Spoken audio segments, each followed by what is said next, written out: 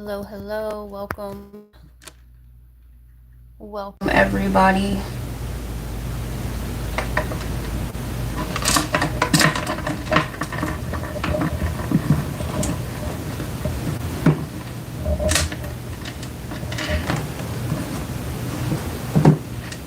There we go. Let's see.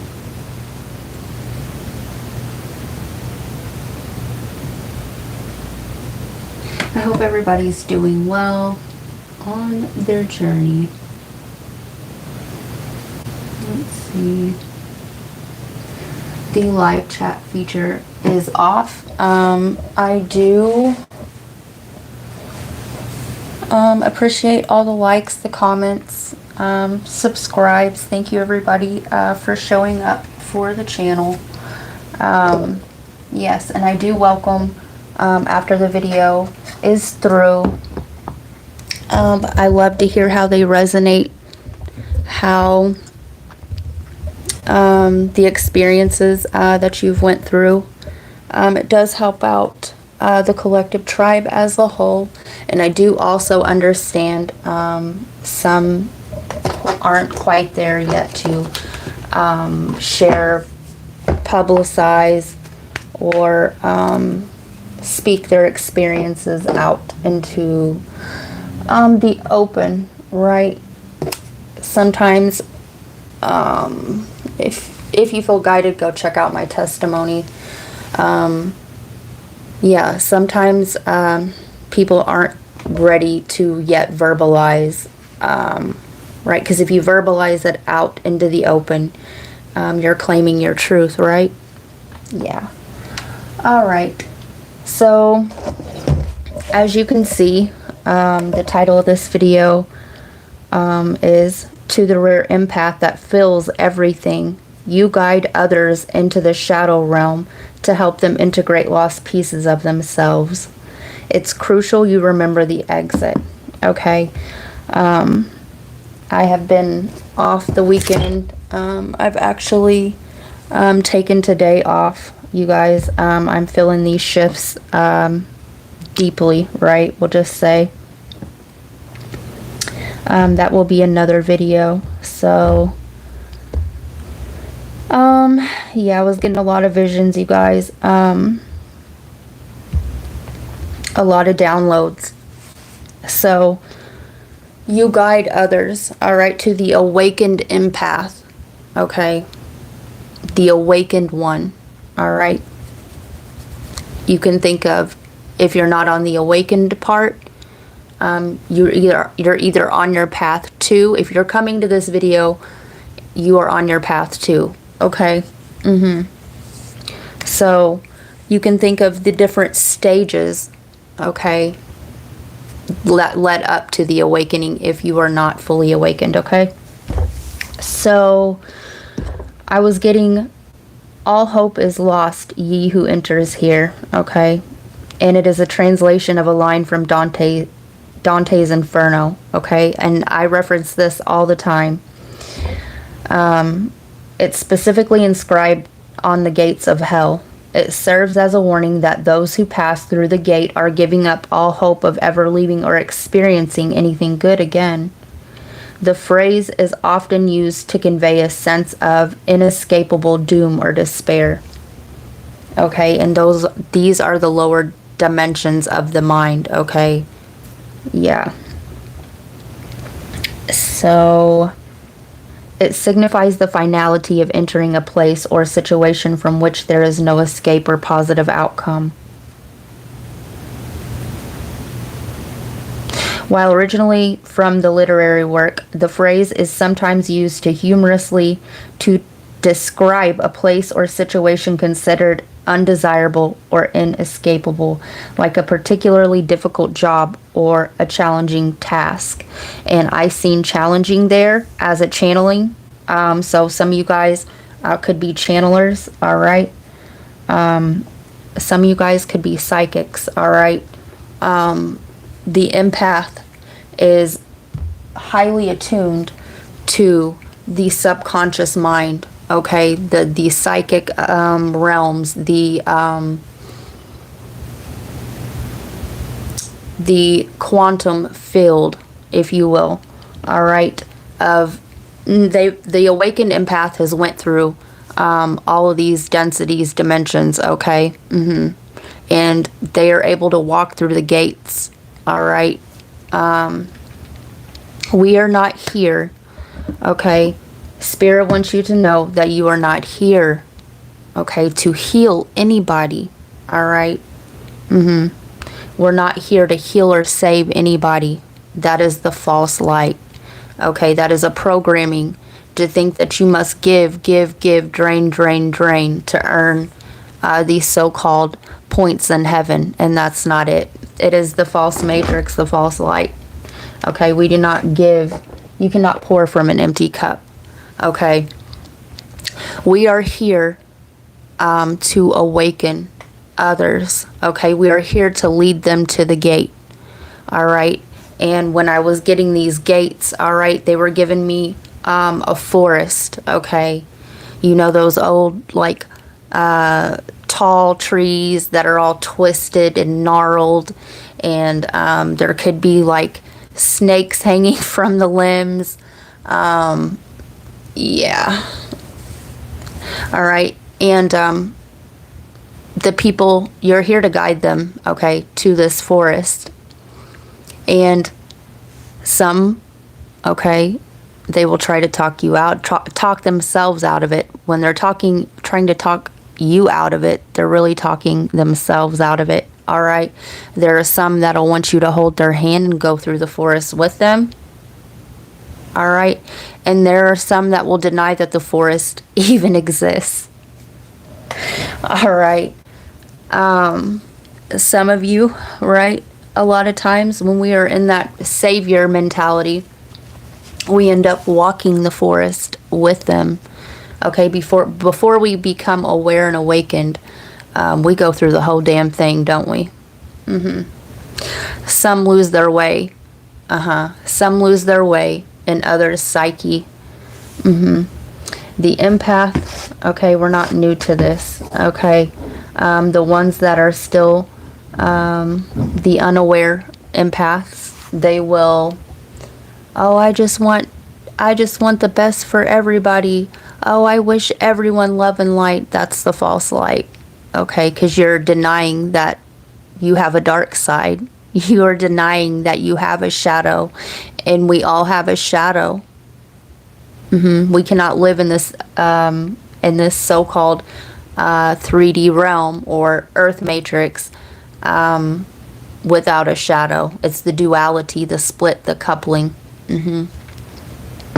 So what essentially one would be denying that they have a wild side. One would be denying all the things that they were told to tone down to fit into society. It usually stems from a childhood wounding of, okay, well, if I act this way, it's not well received, right? If you had a troubled upbringing where your parents fought all the time, okay, you read the energy, okay, and you were expecting that doom, right? Abandon all hope, right? Impending doom. So you were taught your survival, okay, your survival depended on being able to read the waves of energy, the waves of emotions before they came. So you learned or were conditioned, programmed to be a certain way, to stop this so-called impending doom from happening, right? Yeah. So the programming, yeah, the NPCs, okay, when someone is operating out of a program, all right, their soul's not fully anchored in, okay, and they are a non-player character. It's like, I see this all the time. For my awakened ones, you do too. All right. Some will start glitching. They will start to awaken, but they will only go so far because they don't like the shadow realms and what is awaiting them. Okay. And I remember being there as well. Yeah, you see them hop in and out of their programming. To my empaths, you also realize, okay, some of you guys are grid workers where you get called to places so that your energy, right, our auras touch. Our auras are like 6 feet in circumference and they go 6 feet out. So you can be standing 6 feet away from somebody and be taking on their energy. So to my grid workers, you get called places to reset the energy, to help aid in awakening, okay, and to balance out the energy, whether that energy be, to stop chaos or to go ahead and, it just depends on where it needs balanced, okay? So, yeah, for instance, okay, that one person that wants to, right, you're an empath, okay, and when you are constantly in the state of giving, you're not in balance with your darkness or the shadow, okay, because the shadow will be like, no, we'll cut it off, okay, you're draining me and get off me, right? So, yeah, so that one friend, okay, that doesn't want to get off the phone, wants to keep you on the phone for too long, all right, that one person's driveway when you're trying to back out and they just keep on keeping on. You're already in your car, okay, and you're trying to shut the door. You might even get the door shut, all right, but now we've got a rolled down window and you're trying to slowly creep up the fucking window, right? And you're trying to back out. Yeah, those are energy harvesters, okay? Going to the store, all right? Strangers come up to you, all right, and it's like you can't get that. They're trying to hook into your aura, all right. These are the ones that are anchored in, all right, so they have to have a food source, and where attention goes, energy flows. Do you see what I'm saying? That one ex who you don't hear from but every so often, so that they can keep themselves fresh on your mind, and you go ahead and you don't keep them blocked and you keep looking back because, right, there's an attachment. It's not an attachment to who that person is or that soul is, okay, it's an attachment to what they represent to you, and you're having issues letting go of that, right? Hence the shadow realm. A lot of times as an empath, okay, and when we deny the shadow, it will keep getting mirrored to you in your outer reality. This is for the unawakened ones. These things will keep getting mirrored to you so that you can confront that within self. Okay, going back to the having to save or fix. Nobody needs saving and nobody needs fixed. It is the own inner world and psyche that needs brought to the light. And light means giving it attention, not shoving it down, not denying it, right? So, yeah, it is not our job to save, okay? Yesterday, the day before yesterday, I went into the store and I had like 2 different salespeople, okay? One followed me all the way up and down an aisle, okay? And I did not look her way. I did not speak whatsoever, and I keep my glasses on when I'm in the store in public, okay? It was almost, it was trying to attach itself, okay? Now, whether or not I'm only doing this because this is my job, okay? Well, you're still following a programming, A program built on energetic rape, right? Which brings me back to this one job I had, all right? It was sports clips. And they give you like 2 pamphlets, okay, worth of things to memorize. A sales pitch, a hook, if you will, a hook. Old hook and book. All right, and I have a really good memory, obviously. And I was like wondering why I can't memorize this crap, right? It's because I wasn't in resonance with it and I wasn't meant to be working there, right? And so after 2 days, I handed them back this pamphlet and told them, listen, this isn't me. I'm not going to pretend to be something or someone that I'm not. This is fake. And they just looked at me all crazy. Yeah. A lot of you guys are going to be falling away from people. All right. I'm really picking up on my empaths that are starting to go through their awakening. Listen, you can make it. You can make it. All right. Don't abandon all hope. Okay. Because you do have to enter there. Okay. The only way out is through. Okay. The only way out is through the levels of one's own psyche. All right.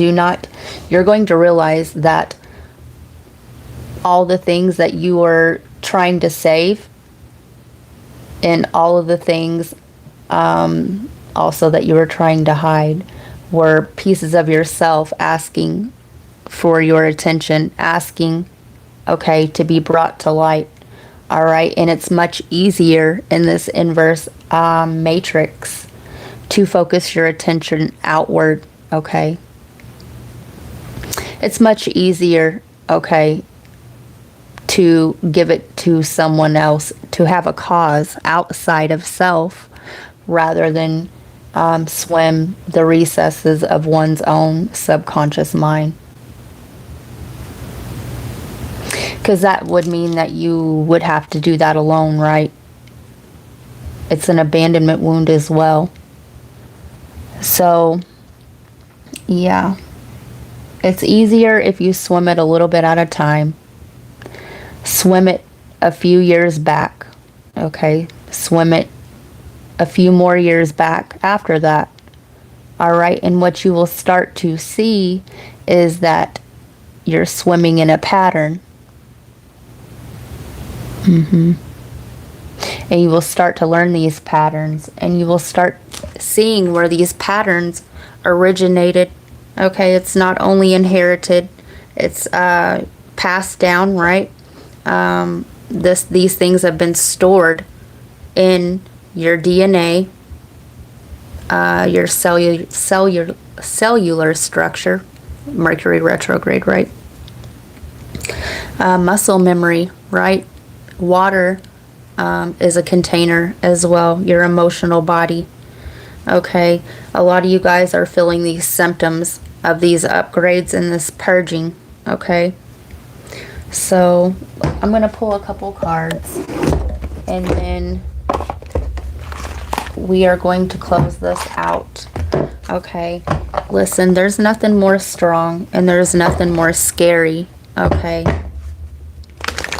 to a narcissistic energy than an empowered, awakened empath. And the narcissist is still you, right? That's the part that's needing the attention. Everything is still of source. You are everything and everything is you, and there's nothing to be feared. All right. The 3 witchy sisters, the power of 3. The Trinity, right? This is giving me the mother, the maiden, and the crone. Okay? If you would rather, the past, the present, and the future. The mother, the father, and the child. Or if you would rather, the Father, the Son, and the Holy Ghost.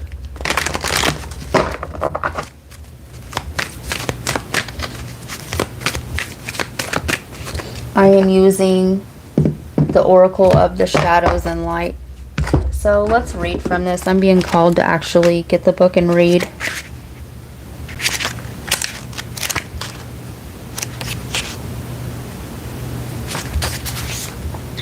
All right.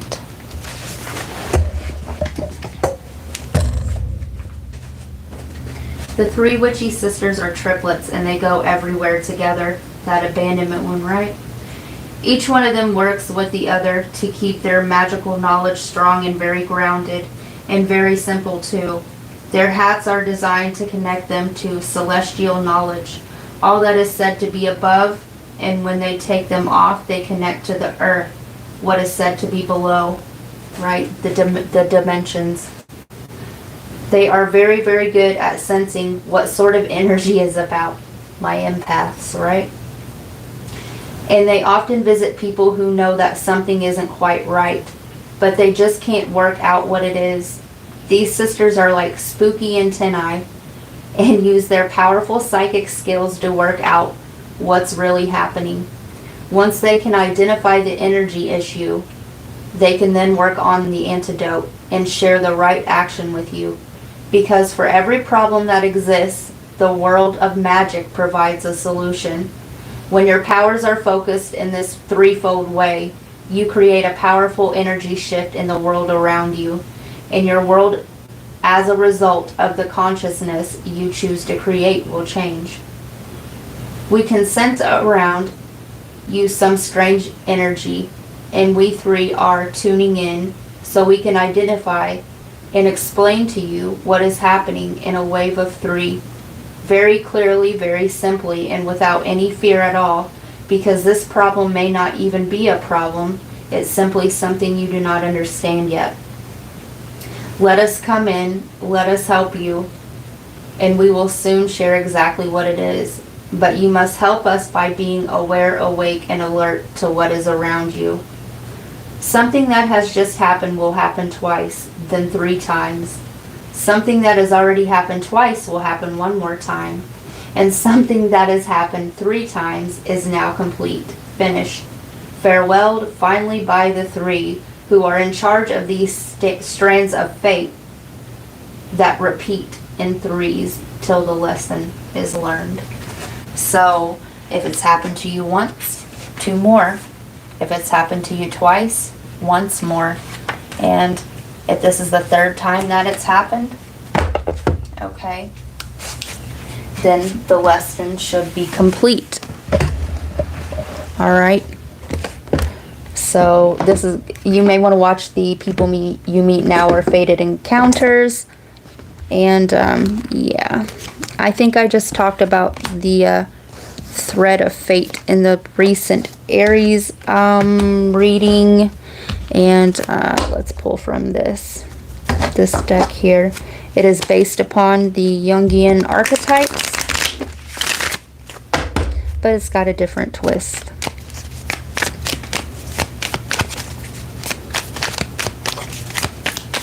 I very, very rarely use this deck. The Beloved. Okay. So the Beloved here. Okay, before we have a conscious lover, an awakened lover, okay, who's also went through these so-called depths. So, as an empath, right, we end up losing pieces of ourselves, okay, for the sake of so-called love. Right, this is that matrix love. The conditional love.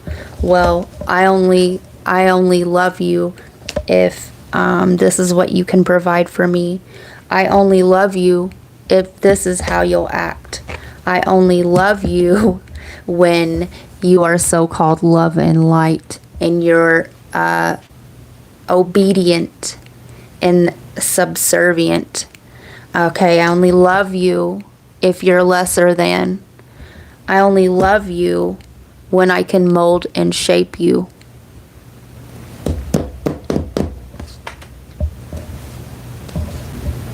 That is not love.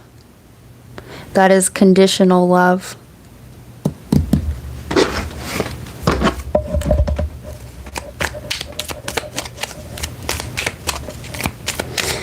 Right? Somebody, the awakened lover, will love your light and your dark, okay? And by dark, right, I don't mean, you know, a tyrant, okay?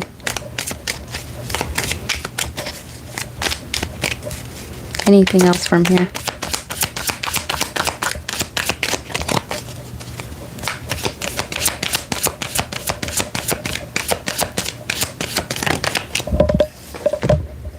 The middle world. So, the three witchy sisters in the middle world. I love it, right? As above, so below. Okay. The middle world. It's giving me walking the middle path, right? We are neither light nor dark. All right. When you are on the too far on the light spectrum, okay, more so-called dark you'll attract. All right. And it's trying to teach you how to integrate this shadow. All right. If you are too far on the dark side, okay, you will start attracting more light that's going to shed, okay, that's going to irritate your demons. Okay. And nothing would really truly irritate you unless you had a little bit of work to do. All right. There are circumstances, all right, but those circumstances help you to create better boundaries about your energy, and which is sacred. So I hope this reading helped, and I would love to hear how this reading resonated. Okay, I would like to hear about your journey, and it does help out other people that are going through their awakening. So, as always, peace, love, and light.